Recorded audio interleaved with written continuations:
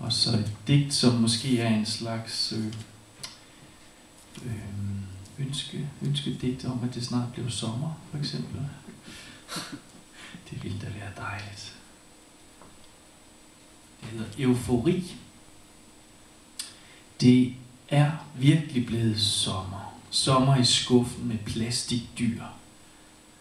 Sommer i min vandrette sjæl og på gåturen med åben skjorte. Det er blevet sommer i grublerierne. Sommer der, hvor albuen rammer døren.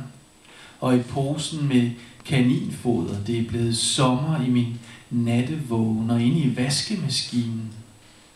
Det er blevet sommer på listerne over selvmord. Sommer mellem de kolde pastaer i afløbet. Sommer i dukkevognen og i markedskræfterne.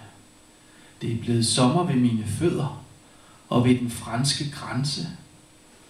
Det er blevet sommer på bunden af hvert punktum.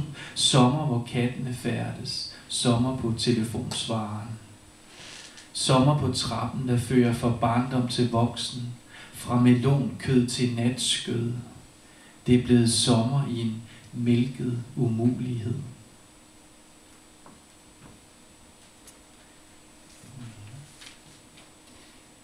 Og så et digt, som hedder Hundeslagsmål. En duft af vild mynte under stigen i tusmørket. Der skal være et sprog, så tingene kan siges, som de er. Hverken mere eller mindre. Der skal være et hul i låget i kroppen, så det kan regne ned i hjertet. Aften af granit af ingenting.